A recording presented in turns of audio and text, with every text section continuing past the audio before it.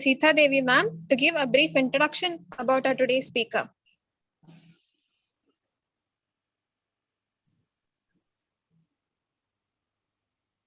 Sita Devi ma'am? Yes, ma'am. Am I audible? Yes, ma'am, you're audible, ma'am. Yeah. Good afternoon, one and all, and a warm welcome to AV80, Dr. Jenkins, sir. Hi, good morning. Yeah, we are so pleased to see your background, and it is giving us immense pleasure also, and hope in near future we will see you here physically in our class, in the days to come. COVID. Yes. Thank you, sir. It's my privilege to introduce today's keynote speaker, Dr. David Jenkins. He is a associate professor of nanomaterials and devices in Plymouth University, and to date, 11 PhD completions are there for sir, and currently four PhD students are pursuing in carbon aerogels for water filtration, solar cells, low-level laser therapy, and wearable technology for performing arts. These are the areas where sir's students are pursuing the PhD now at present currently. And sir has got a long research background with over 120 publications and conference presentations. The focus of his research is mainly, it has been in the area of sensor development for the characterization and optimization of materials and devices. His research is focused on two-dimensional materials such as graphene and its derivatives, along with thin films for solar cells, nanoporous aerogels for water treatment, and in nanotoxicology using surface plasmon resonance for detecting ultra-low concentrations of nanoparticles in water. Other research includes nanocomposite structures for strain and pressure sensing, the optical stimulation of cell cultures, and how this can be effective in repairing DNA, and bespoke inertial measurement systems for a vehicle trajectory and sensor recorder for the investigation of fatal road accidents. And beyond all this, sir is a very dynamic personality, and his research interests and his personal interests vary, very hugely. If I start listing them out, it is a very big list. He's a great sports person, and his main interest is in swimming. And sir is very fond of India, and always he mentions that India is his second home. And we are so honored today having you here, sir. And sir is also a member in many prestigious bodies in UK related to science and technology. He is a member of the Institution of Engineering and Technology. He is a member of Institute of Physics, and he is a chartered physicist. And he is also a member of Engineering and Physical Sciences Research Council UK. All are globally recognized bodies of UK. And sir, now the session is yours, and we all are eagerly waiting to listen to you. Let's hope that this presentation will. Sometimes you do these things and it doesn't quite work. Hopefully it will. Let's see. Let me get this. Bear with me 1 second.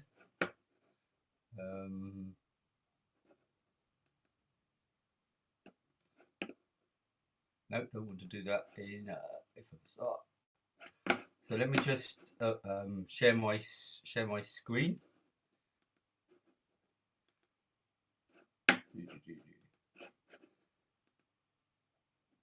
Is that all okay?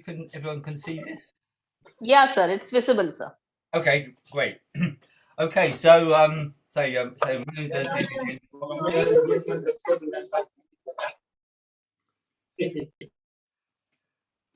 okay, I don't know if it's easy to mute everyone, just to stop all the squelchy sounds. Okay, so this is a talk on graphene-based biosensors for neurodegenerative diseases. As you can see, there's quite a lot of authors here, and it's a collaboration between, University of Plymouth, Imperial College London, and Indian Institute of Science in Bangalore. So in this talk, most of the work is based around what we've done in Plymouth, but because we've done quite a lot of work collaboratively, and published two review papers and a book chapter is coming out all in this area, then it's nice to include everyone who's been involved in all of the work that we've done in more or less in the last couple of years or so. So what is this?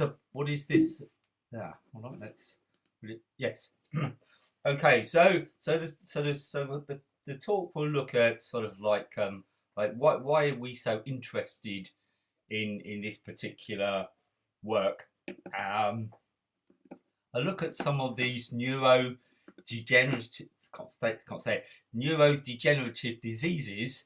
Do we have lots of sort of students on the Zoom as well?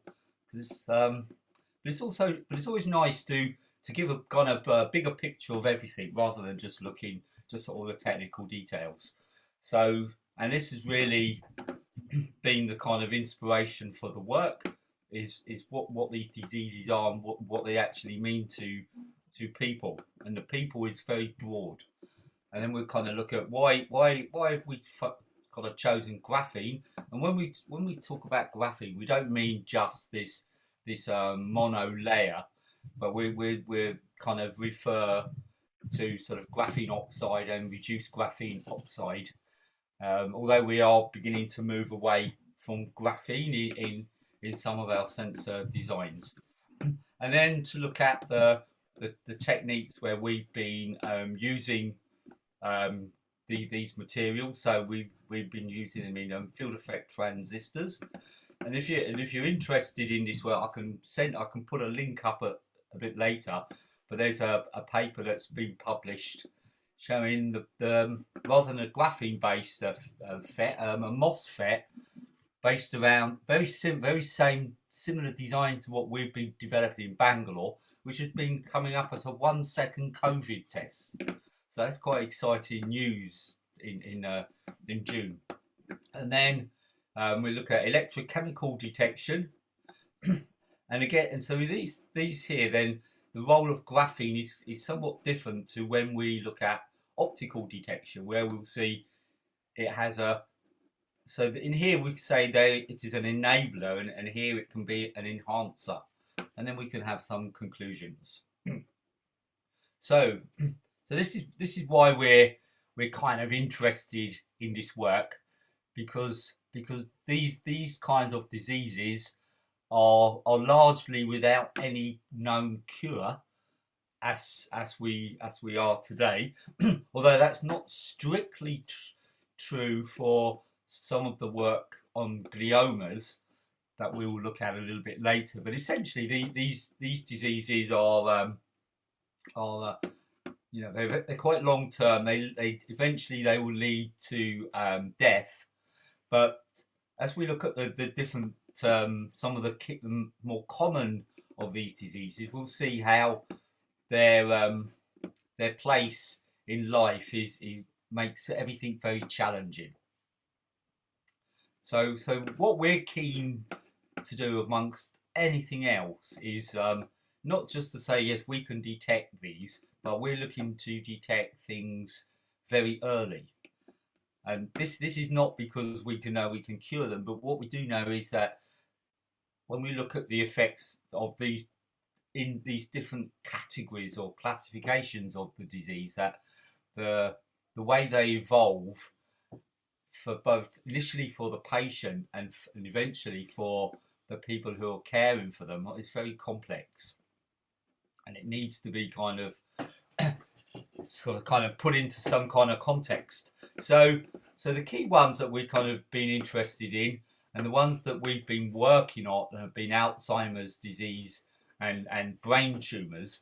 But the sensor platforms are quite generic and can be applied to a kind of a range of diseases, and we even use the same kind of platforms to develop the sensors for detecting contaminants such as and also pathogens in drinking water. So these are not very nice diseases at all for anybody. Okay, so as you'll note, as we look at these one by one, that sometimes it's not easy to tell the difference between one or the other.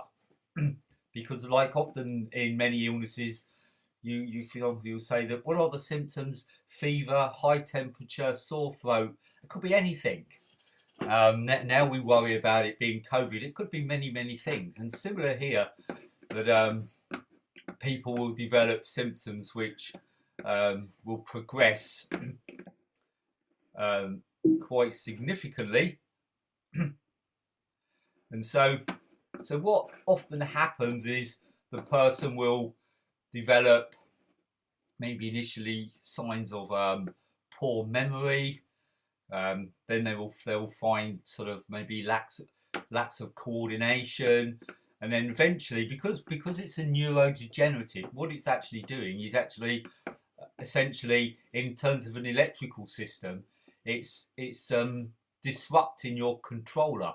So ultimately, people may try to eat, and they find they can't do it very easily because they're not able to control that simple kind of motion. And then as people get older, as the disease progresses, then the person becomes very limited in their kind of capabilities.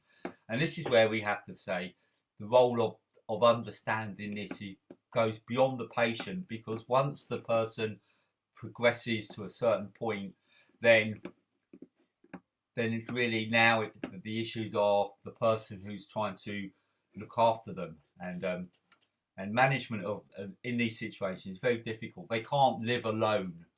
In fact, my neighbour very recently progressed so rapidly.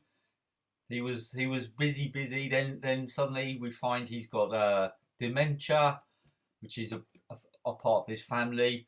And then everything was going wrong, and now he's in a hospital. He's sold his home, etc.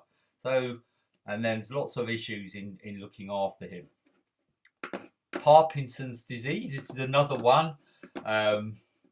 Again, often you find these kind of symptoms or features are quite common amongst them. But the things that we often see with somebody with Parkinson's is often tremors, which is one of the big things, and so they go hand in hand with like muscular rigidity as well. So the person has quite a lot of difficulties in everyday tasks, and in fact we've submitted a paper with a student from VIT in Chennai, and this is on trying to understand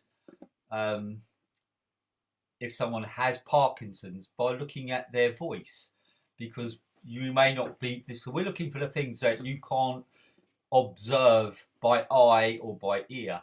And similarly, an app has been tested. It's been developed now where if you have a cough, you can cough into it, and it has very high accuracy of telling you if you have COVID. So lots of AI is coming into a lot of these things. So brain tumours. So these are one area where possibly people may make a recovery. It is possible, but we do know that where the difficulties are when we're in sort of grade 3 and grade 4. So these are when things are pretty bad. But these are where often they're identified by somebody having really bad headaches or so, which is often the key one. And the problem that we get again with these is the only way we can assess if someone has, say, a glioma, for example, is to actually do invasive surgery. So this normally means drilling into the skull, taking samples of brain tissue, etc., etc. So we'll see. We're trying to, again, these are all things that we're trying to see if we can find ways of identifying earlier and without any invasive surgical methods. So again, another one, maybe less familiar to people, but you can see so many difficulties in seeing the differences between, say, Huntington's disease and Parkinson's disease, for example. And but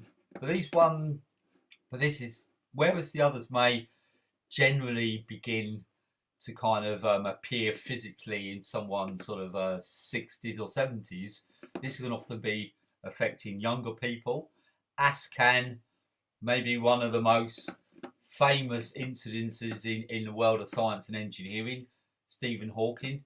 Now, he was told in his early 20s he had almost no time to live, but he was probably one of the exceptions to prove the rule.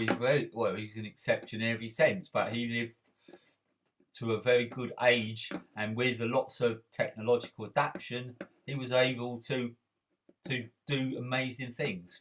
But again, you see similar kinds of problem, but often the speech and swallowing. You see, these are all so your neurons are your like controllers, almost like your electrons in the circuit, and we're kind of having trouble trying to deal with the fact that they're not working correctly. So, a number of these diseases, all of them are not very nice and largely incurable at present. But as I say, once upon a time we couldn't leave the ground. Now we're looking at going to Mars in person. So things change. Okay, so why are we interested in graphene? Well, many people are aware of possibly of some of the properties which we're kind of quite familiar with. For example, its strength, flexibility, and the thing. But where we're kind of interested in is kind of on the conductivity area. For example, if you make a metallic thin film very, very thin, then we do know that its electrical properties are very poor, because of the electron transport is within the material, and it's affected by the mean free path. The resistivity becomes very high. Whereas here in graphene, we're interested in the outer plane electrons that we're able to make mobile. So we're interested in this form, which is, and we see it's a very difficult material to work with. But there are other materials which are very good to work with too. So graphene oxide is essentially an insulator, and when we remove all the functional groups, then we create a conductor, RGO, which it's similar to graphene in some ways, but it's obviously not the same. But it's cheap and it's much easier to make, but it's not so easy to kind of fabricate devices with sort of mono or few layers. And as we'll see, it has a different role when we come to optical sensing. Okay, so a lot of the work that we've done has been on a GFETs or electrochemical, and more kind of recent, we're looking into the optical side of things. Okay, so from the terms of I try to give this talk that kind of focuses really on, say, students, PhD scholars, because what to try to show here is the work that has been done here, but also to show the kind of the evolution of the steps that are taken to kind of show that the devices are providing data that we can rely on. And this particular image that you can see here is fairly generic amongst most of the sensor technology in this area. So whether you have, in this case, a field effect transistor where the gate is the graphene layer, or an electrochemical system, or even a plasmon resonance system, they all work on the kind of concept of like an antibody antigen binding event, and what we're interested in is how this event changes the characteristics of these devices. And so in this particular case, so this is like say a conductivity kind of issue that we're kind of interested in here, and what we're interested in is to be aware that we're looking at the transport across here, and these have to be kind of sighted within the debye length. So ideally we're within 1 debye length, and this will change the electrical transport properties of this device. And typically we're looking to see the Dirac point in an IV curve, and we'll look at that a little bit later. And so we'll show some of the work that we've actually been doing ourselves shortly, but this is just to kind of show a kind of an application here. Again, this is for detecting sort of biomarkers. Now, it should be pointed out that in this work, the hardest part isn't this. This is not the hard part. The hard part is biomarkers. Okay, so for all of the projects that we have, especially the 2 big European ones, there are at least 1 or maybe 2 PhD projects solely on trying to develop kind of deep learning AI kind of processes to try and identify biomarkers that we can then try to detect.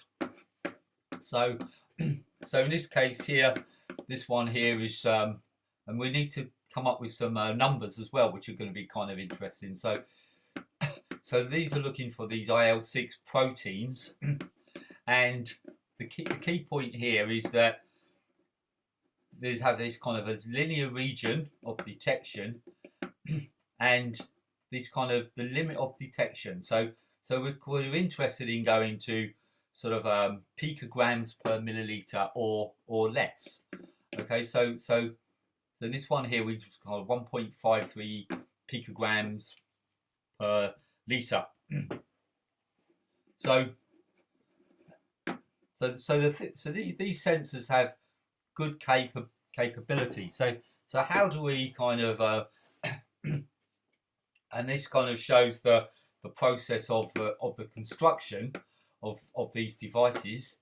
We'll look at some of the issues of this soon. So this particular part here is a whole subject in its own right. But you can see here, this is the way the device is formed.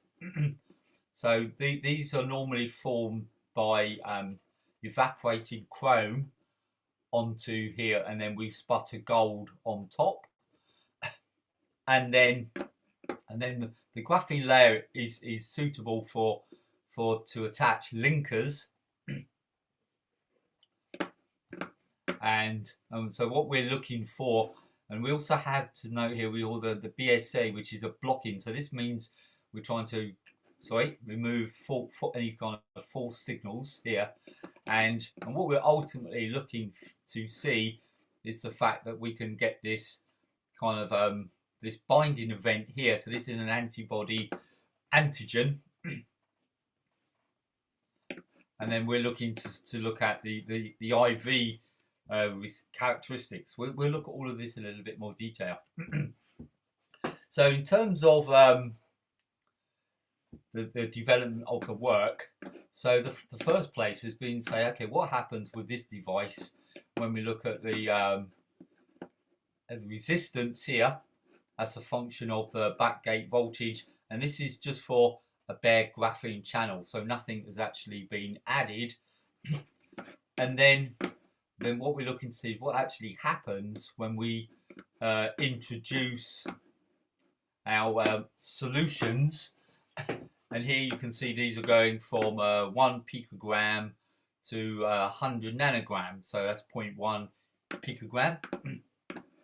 And here we can see like the evolution of the response as we go from say 100 nanograms down to say 0.01 nanograms per milliliter. So this we start to get some confidence. So if you remember, these we've got a kind of a process here of forming these devices. So these are them. So the response of the transistor is then being characterized, and this is the feature of all the work of going from the origins of the base, and then we're adding a linker, an antibody, and then the BSA blocker, and then the binding event. In this case here, we're looking to see the change in resistance, and again you can see that this gives us this a reasonably nice response with a limit of detection around 1 picogram per milliliter. So this is some actual work by one of our PhD students, Ben O'Driscoll, and Ben's been working on these devices for a year, maybe a couple of years now. And so this is the point that we've been interested in, is trying to see the kind of the variation or the evolution of the Dirac point on these curves. And here you can see again, we go through this kind of sequence of processes and the device, and again trying to see how these follow. And then Ben's been trying to explore these as a function. Again, there's a number of responses, and if you look at if you connect with Ben online, you can discuss with him the work that he's been doing, and this is going pretty well. And so Ben's working on say clustering biomarkers for Alzheimer's. Now the electrochemical detection is somewhat different in the sense that the GFETs are essentially nano devices, where as in the electrochemical, these are fairly sort of macro devices. But all of the kind of nano is actually on the actual electrodes themselves, and again the same kind of configuration is utilized. But in this case here, we're looking at again, we're doing IV measurements, but again this is using cyclic voltammetry. And so we got a couple of projects working in this particular area, and so and one thing I must say, I should really make this conversion, but sometimes we speak in picograms per milliliter, and sometimes it's just in molar. So but we do know that these kind of sensors for example here for Parkinson's has a linear response, which is obviously a good thing, with a limit of detection of around 1 picomolar. Okay, so when we look at some of the work that's been done again in our group, so I said these are more of a macro device, but we actually modify these electrodes in-house. So these are a commercially available drop sense. I think we should be making our own, but that's another story. And as you can see, that so we make these modifications here, and then what we're looking here is to look at, again, we're looking at this this redox current. And again, you can see here, this is now characterized as a function of, so essentially bare or zero, with increasing, and these are fairly large, 0.3 milligrams per milliliter. And then obviously one of the things which are important are these electrodes. If we look here, you can see we have the working electrode, the counted electrode, and the reference electrode, and we're interested in modifying these layers to see how they affect the response. And again, you can see here that we have four areas. We have RGO, graphene and RGO, and graphene and GO and graphene. So we have a number of kind of layers, and again, we can see how the response varies according to the electrode design. and also another thing that we're also interested in is the response of these with scan rate, and as you can see, we get this kind of response which gives us this kind of linear response. So everything is pretty good here. So this is how we develop in the system, and then we're then applying it. Okay, so again, this is looking at DNA here, and taking the responses that we have in these systems here. Again, we have a nice linear response, and what has been exciting here is that the detection limit is certainly less than the published data so far. So maybe the best was around 3.25 when this work was carried out, and we was down at about half of this, about 1.6 or 0.16 picomolar. So if you recall, people, that's an order of magnitude lower than we saw before. And then applying to clustering, and again we find that we come down to a limit of detection around 1 picogram per milliliter. And again, what's important is this evolution of the sort of sensor design and characterization in terms of the structure, and then finally in terms of the concentration of clustering. And so this work has largely been carried out by lady Jagriti Sethi. She's just about finished her PhD, waiting for her to submit it, and so she's been working on, in this particular project, 14 students around Europe. Jagriti is from Delhi, and this is just some of the work that she's published.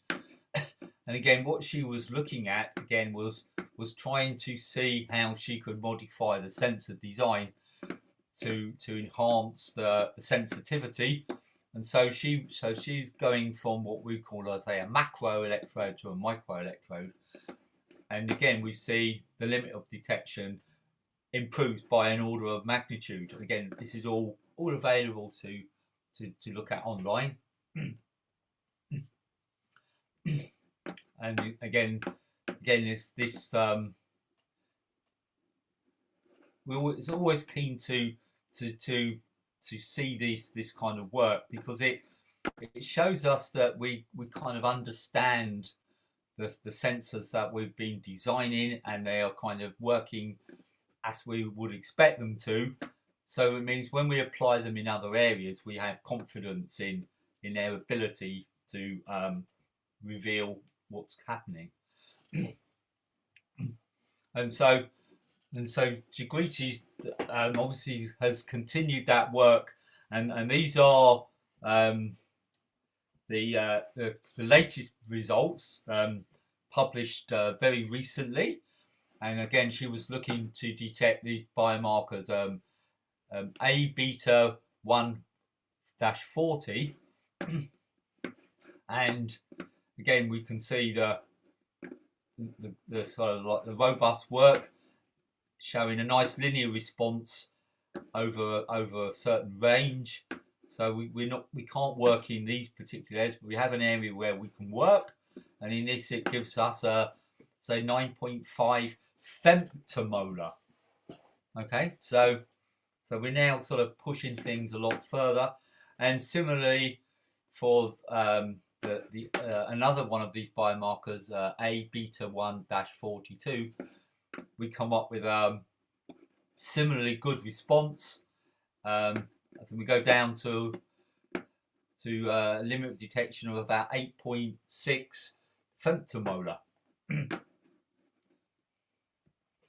And in parallel with this, although this is a much more recent project, so Mina is one of I'm second supervisor on this project, and again it's a large number of students working on this to again trying to detect gliomas, and but Mina, who's I can never her name is such a hard one for me to pronounce, but Mina, she's from Shiraz in Iran, and she's been working on this now for maybe a couple of years, about the same time as Ben.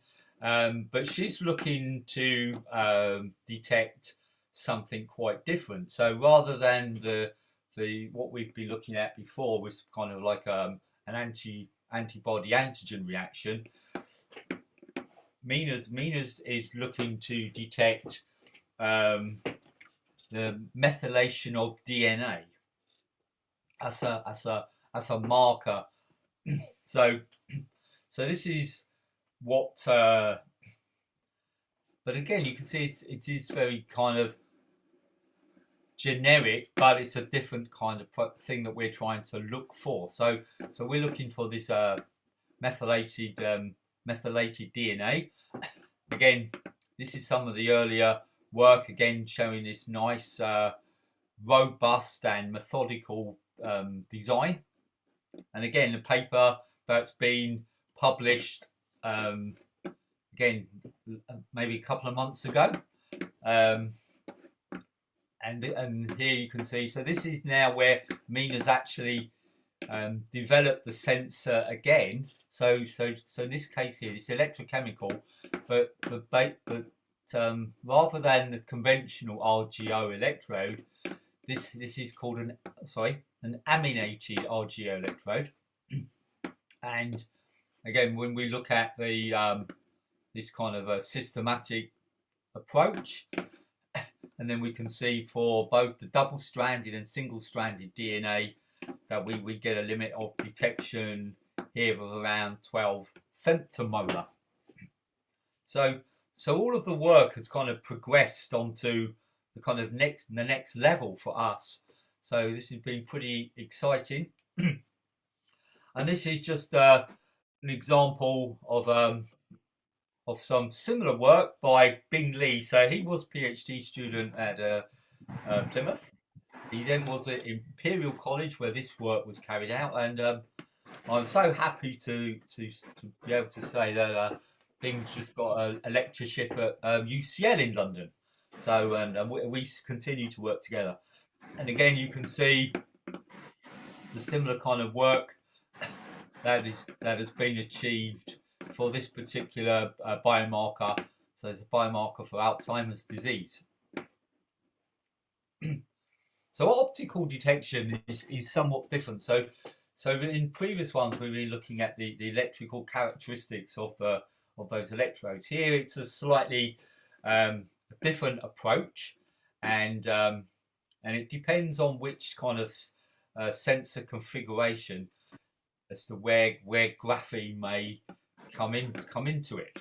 And so there was kind of three kind of approaches, and these two here are both kind of based on plasmonics, where this one here is based on quenching or fluorescence. So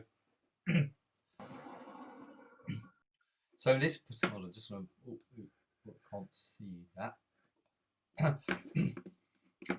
Okay, so So the idea here is, again, is to looking at the detection of the quenching of fluorescence as a function of this sort of these kind of concentrations. So that's the kind of idea behind it. But it's probably easier to, to look at this. So again, this is some work that is not ours. This is something that was part of our reviewing to graphene based sensors. And as you can see here, that the fluorescence signal is quenched when there's no analyte tau. And then what we're looking to see is the presence of the fluorescence when the tau is available. So we can get kind of images, for example, like this. The trouble with fluorescence, it can be an added kind of complication in the sensor design. So it's something we like to show that it is something to do, but we're not working in this particular area ourselves. But we are working in these particular areas, and this is my current kind of thing I want to get into doing.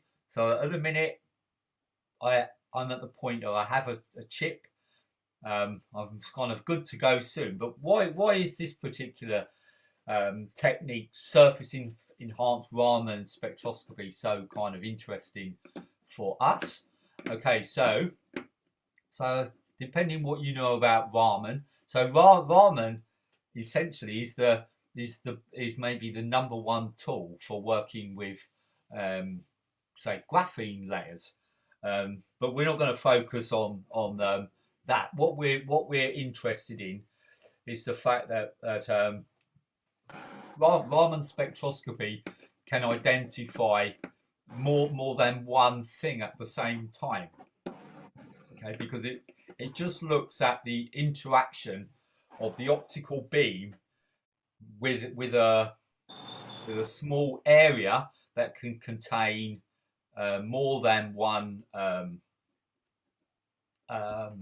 of marker of interest, and because if we assume that each of them will have a different Raman signature, then we can detect, then the spectrum that we get is able to show that multiple things at one time. So in this case, I'm really interested to try and work with Mina on this as a means of detecting methylated and non-methylated DNA at the same time, and also there's some other applications where it can be interesting. But if you know about Raman spectroscopy, you'll know that the signals are very weak. But we do know that if we do what is known as surface enhanced, then we can actually increase the signal maybe by 10 to the 6 or 10 to the 7 times. But there was also a charge transfer enhancement as well. It can maybe give us another order of magnitude or so. And so how does this kind of work? Okay, so Raman just requires a sample, a substrate, and you place your sample onto it, illuminate it with a laser source, and then determine the Raman shifts. And so in surface enhanced, what we're trying to do is increase the electric field component of the light when it's focused onto the surface. And so this is done by modifying the surface. I'm not sure if I got it on, no, not this one here. So we modify the surface here by using, for example, this one here has a nanoparticle, it's silver nanoparticles. Okay, so silver or gold are maybe the two most common plasmonic materials, and again, depending on we can change the response by the separation of these particles. So one thing is to create a structure with these particles on the surface, or what I've been doing with Bing. But due to COVID, the devices are still in my drawer, not being able to do anything just yet. But rather than this, we have nanostructured surface of vertical columns, vertical round columns. And the idea is that we will then just sputter probably gold onto the top. Now gold is not ideal because the response isn't as good as silver. So this may be where graphene comes in, because we can use graphene to coat the silver caps of the columns, and this does we can do this for gold as well, but for silver it means we can then protect it from oxidation. But in both cases we end up with an improved affinity for the sample to bind to the surface. But we also find that the graphene plus the plasmonic layers gives us this significant increase in signal. And as you can see here, remember we've looked at these biomarkers before, 40 or 42, and here we can see, like with SIRS, we can actually measure both at the same time. And we're trying to look at the features which are different between them. And these again, this works down to around 1 picogram per milliliter. So very excited to try and get this work going, hopefully during the summer. So surface plasmon resonance is another very similar configuration, and up until now we've been developing this for detecting nanoparticles. My current interest is detecting nanoplastics, but we're just trying to update this system because we've had some problems with both the system itself and software.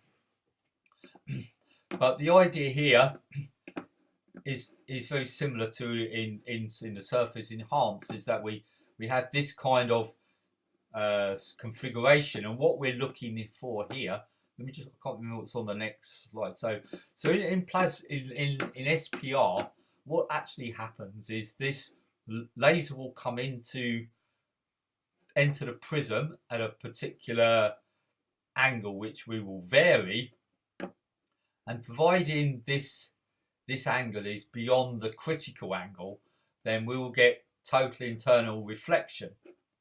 But it's not totally total, because at this particular point here there is an evanescent wave which will be generated, and this is a wave which decreases this way and propagates along the boundary. and it's the interaction of this particular wave with the layer maybe 40-50 nanometers above the surface, which is crucial here. So as we vary this angle, we'll get to the point where essentially all of the energy gets coupled into here, and you see here we get this dip in the response. So this is the surface plasmon resonance angle, and then when this is grossly exaggerated, but when we have an interaction here which essentially changes the permittivity of this region, then we will get a shift in this angle. You see, okay, so this is, again, we will use gold or silver, and we have used graphene to protect the silver, but more importantly, it's because of this kind of work. And again, this is work we first came across by a group at IIT Bhubaneswar, and Nasi, one of the PhD students, he developed the model to explore this. And what we can see here is that when we have just a bare metallic plasmonic layer, we get a particular response, and then as we increase the layers, then you can see this response increases. Now we've verified this experimentally, but only for one layer. But we do know that this does actually work. But it's quite a challenge to be able to have, say, more layers on these. And the idea again is to be able to incorporate this kind of concept, because remember this is looking at the plasmonics, and which is just what we were doing here. So there's not very much work has been carried out on graphene enhanced SIRS, but this is something again kind of interested to do. We're quite good at transferring single layers of graphene, but it's not a simple process. It does take a long time, but it does show kind of promise for developing SPR. and this is some work again that we included in our review. And again, we see this one here was showing, for example, here that the limit of detection was less, 100 picograms per milliliter. So that's like 100 times what we were kind of interested in. But it's been shown that it has been able to be developed to produce around 1.1. So we can get this system into the same order of magnitude that other sort of biosensors have been. And also, when we use this for detecting silver nanoparticles, we're able to improve upon the kind of current systems like dynamic light scattering or the nanosite, and we could do like one milligram per liter. So we're almost at the kind of end. So finally, here we have a kind of it's probably a lot to. I passed the talk on to Sita, so you can share it with anybody. But it's interesting to see for a number of biomarkers, the kind of the comparison of the limit of detection that we can get, what's required, and sort of different means of detection and what they're capable of achieving. So you can see some pretty exciting results can be achieved. So where we're looking here, for example, looking at like nanograms per milliliter, and we're able to detect like femtograms per milliliter. So we have the potential now to develop. What we want is chips which people can drop blood on or saliva into a microfluidic system. We're developing this for our water research. So these kind of devices become these kind of lab on a chip. And they've moved a long way from some of the early days of lab on a chip. So the enhanced sort of signal processing applied to these multiplex devices can be very revealing. But do you want to know if you're going to be ill or not? That's a question for you to think about. So we might not think we want to, that we're going to get Parkinson's in 20 years time or something else in so many years time, but if you are going to get these things, then knowing earlier is much better. No one wants bad news, but without knowing the bad news, you can't actually provide a way to keep your quality of life going, because that's what it's about, quality of life. And yeah, it's a little bit of a shock because these don't have any. There are no cures for these things, and it's all about disease management, progression management, working with other people. And as we know, COVID has brought so many of these things into the kind of spotlight. So like the PCR test, fantastic research tool that was developed, but it's a slow response. It's the gold standard, but it's often 2 days, maybe 1 day, but often sort of 24, 36 hours it takes to get the results. There's the lateral flow test, has a lot of uncertainty, takes 30 minutes. There's a new test which has been published, and there's also another one was developed in Canada with a 25-second response. Again, we're looking now to see what the reliability and robustness of these sensors are, because we don't want to have false positives, false negatives, but long as there's a means of, if someone does test positive, we can put them forward for a PCR test. And if you're negative, then it's very difficult to know what to do. But so we continue to work on these. We're not really focusing on COVID at all. That's there's a lot of people working on that. So we're trying to focus our efforts on here. So it's a long way from in the lab to kind of point of diagnosis and point of care, but things are certainly progressing. Things which are important are the sensitivity, which we feel we have quite high levels, but we also need to have selectivity and this is a hard word to say, specificity, so that we're able to clearly identify features uniquely. What's going to be the big progress? Well, materials, devices, these are always evolving, but often the next step now is kind of like this kind of big data, AI.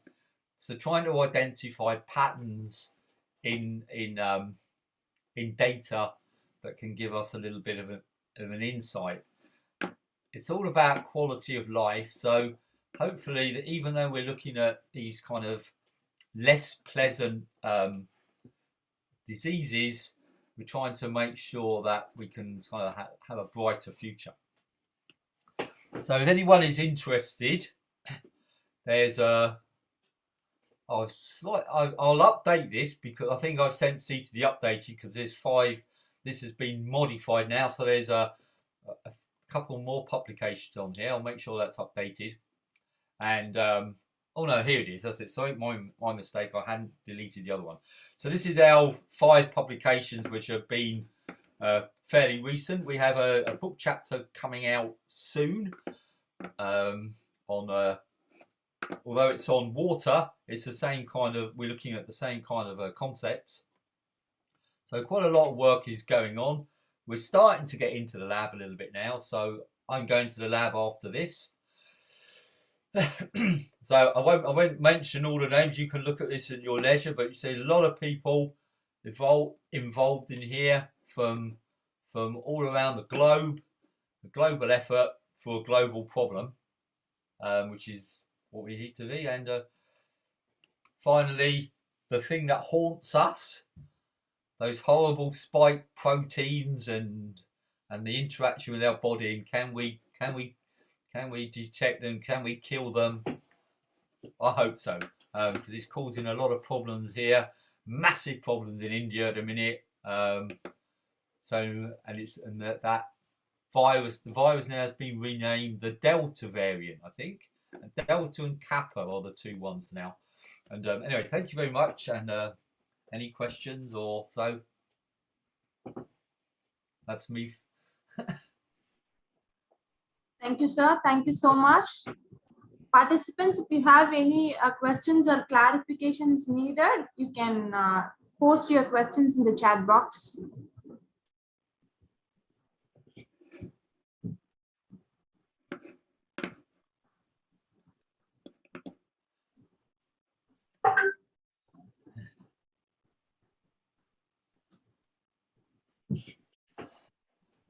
Oh, thank you. Thank you so much, sir, for your valuable insights, and it was really a thought-provoking address. And kindly accept our respect, sir, for your valuable presence. I hope you're all safe in Chennai. Sir? I hope everyone is safe in Chennai. Yes, sir, we are staying safe. It's hard. Thank you, sir. Now I request all the participants to turn on your video for a virtual photo session. I request all the participants kindly turn on your video.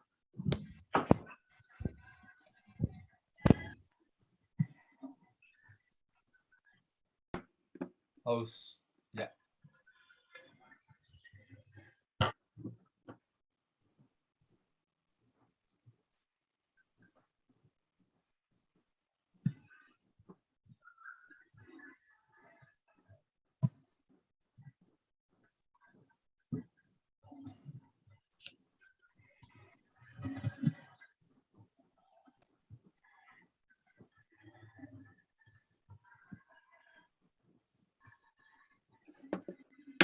Thank you all.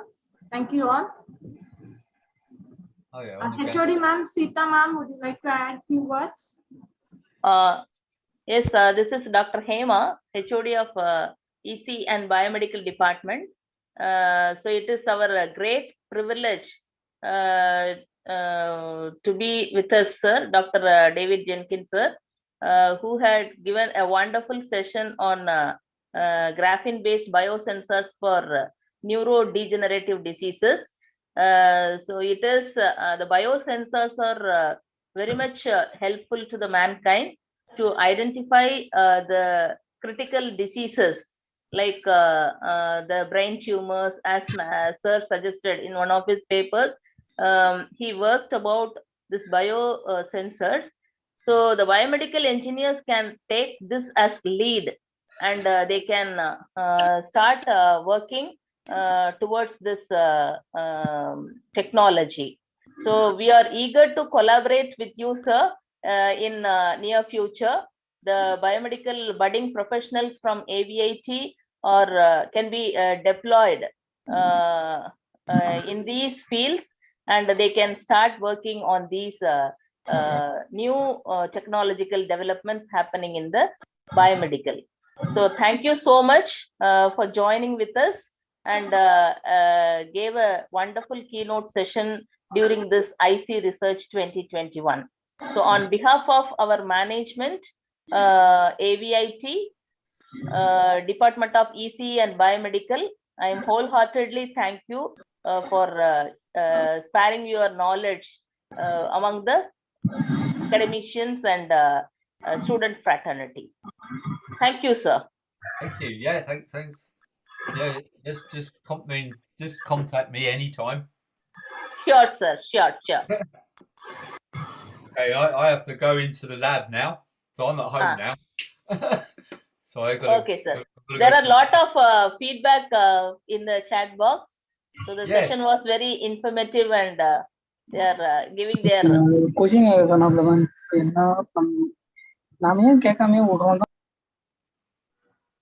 Yeah, and say Sita has the PowerPoint, so just share it freely. Okay. Yes, sir. Thank you so much, sir. Okay. Yeah. Thank you so much for immediately accepting our invitation as soon as we asked you among your busy schedule. And as usual, it is loads of information. Your talk is always thought-provoking, and it's a food for thought, and it's loads of information. Yeah. Anyway, hope you're enjoying life in AVIT, and yes, sir. It is at the background, in your background. Yeah. So I visited AVIT when Dr. Shankar was there. Yes, sir. So, yeah, and I know Ravindran as well from. You always from Savita, so. Yes, sir. Yes, sir. Our connection starts from there. Yeah. Yeah. So hopefully we'll come to Chennai this year, but been a long time. It's 18 months now since I was in India. But, and I've kind of, yeah, so like a lost friend. Yes, sir. Yes, yes. Okay, so enjoy the rest of your afternoon. And say I'm going to go into the university now. Yes, sir. Stay safe and have a great day. Yeah, have a great day, sir. And you, okay, bye. Bye. Sir, actually, there is one question in Yes. the chat box. What are the kind of sensors that can be used in retinal diseases? The question is from Ms. Udaini. Retinal disease. Yeah, I mean like diabetic retinopathy or something like that. Depend. That's an interesting one. Again, I think people again looking at you're trying to look at at what's in your blood chemistry possibly, because otherwise you're going to have to look at the eye. But we're interested in not doing anything other than extracting blood or body fluids to see what is present. So with all of these things, for us, it seems to be if you can identify a biomarker, then there's the possibility of its detection, especially when we move from antibodies to aptamers, where they can be designed to be maybe a little bit more sensitive, more selective, more specific. But other than that, a lot of it is optical imaging, isn't it?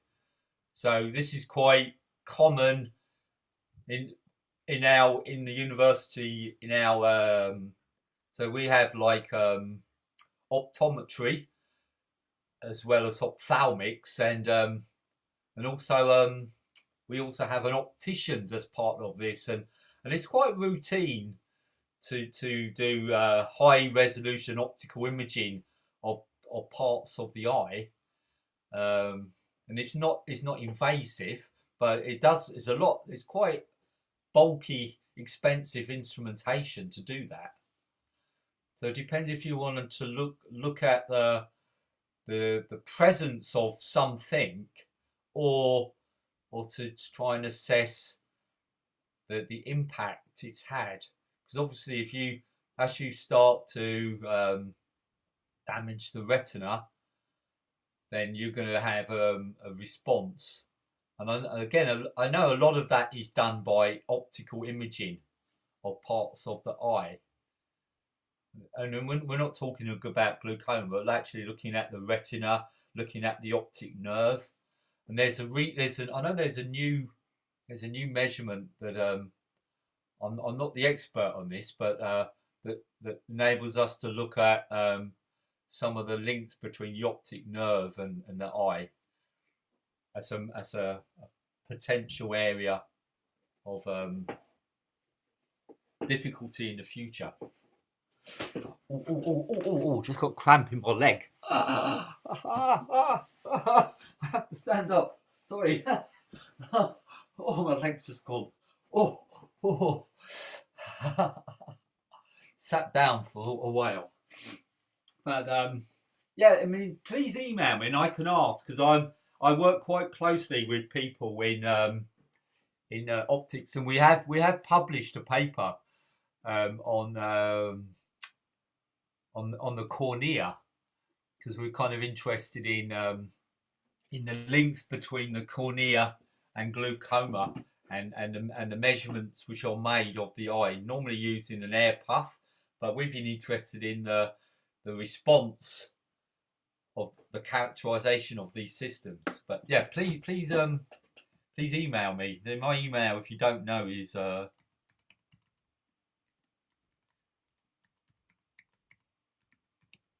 that's my email for anybody. So just let me know.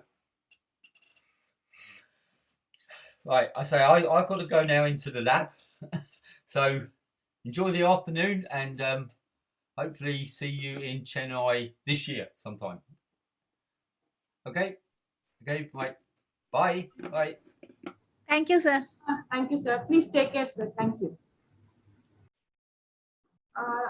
Few information to the participants.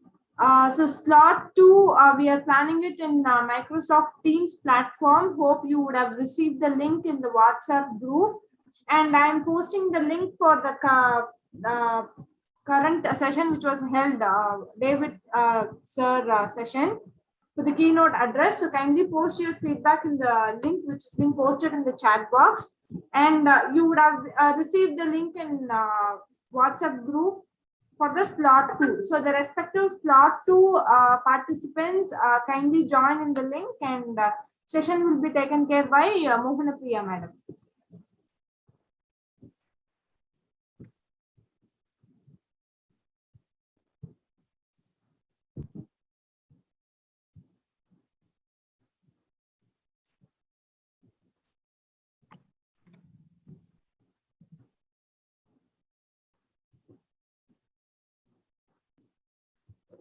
Slot 2 Microsoft Teams link I have posted in the chat box. So that link you can use for the technical presentation. So that will be conducted through Microsoft Teams platform. So please do the necessary arrangements and kindly log in and present your papers, and all the very best. And again, a gentle reminder to the participants to post your feedback session for David sir's presentation. Excuse me, ma'am. This is Dr. Ramji.